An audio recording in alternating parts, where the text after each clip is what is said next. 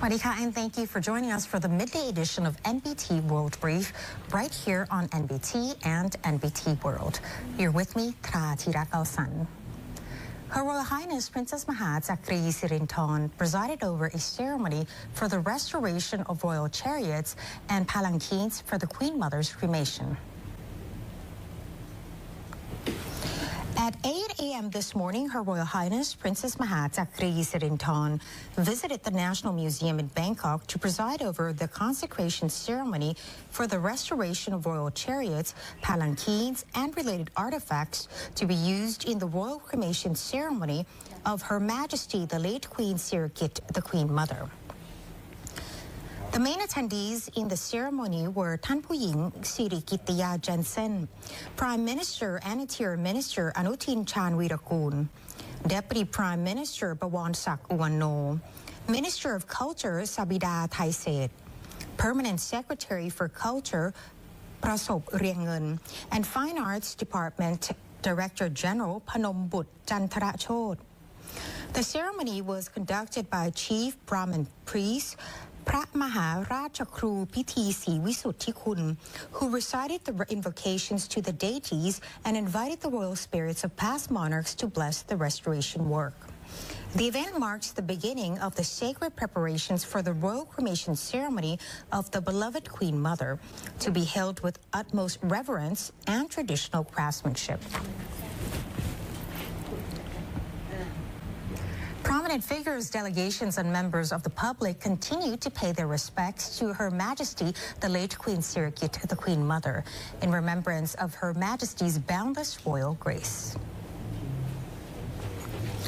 Yesterday at 10:33 a.m., Vice President of the Lao People's Democratic Republic, Pani Yathuto, laid a wreath in tribute before the royal urn of Her Majesty the late Queen Sirikit, the Queen Mother, at Dusit Mahaprasad Throne Hall in the Grand Palace.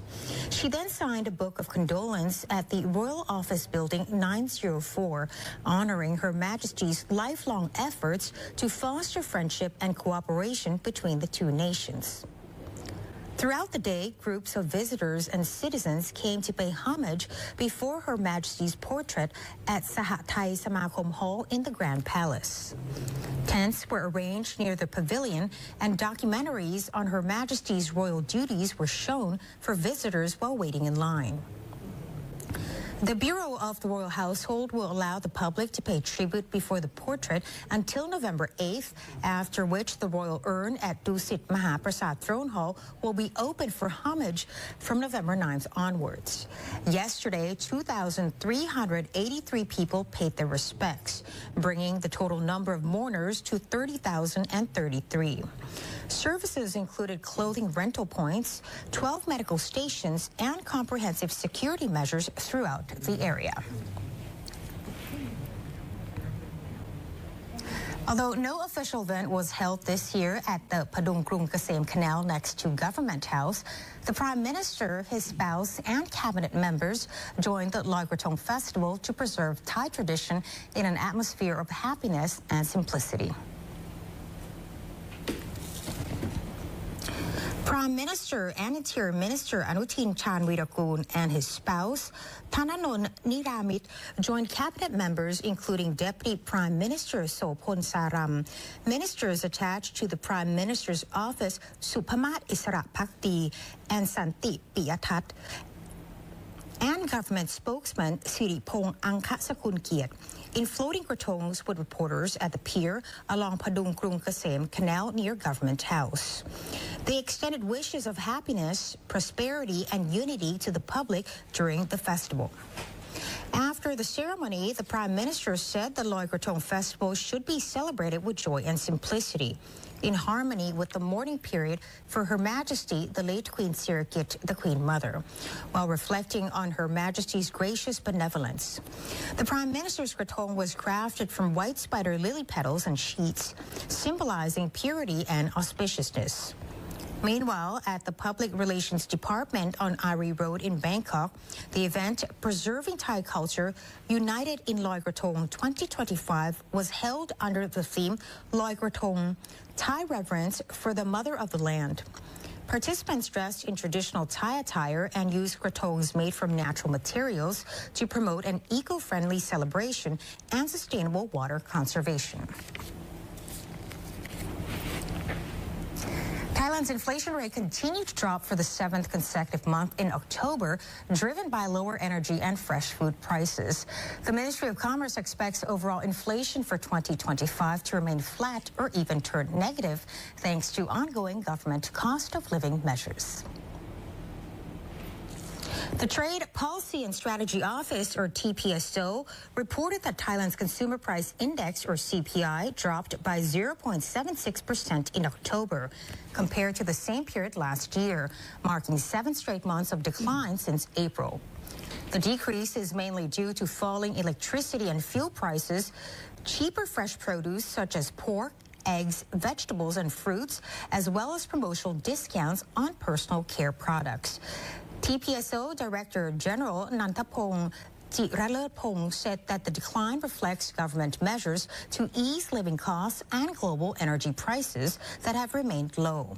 Although inflation has fallen for months, he stressed there are still no signs of deflation, as core inflation, excluding food and energy, remains slightly positive at 0.61%.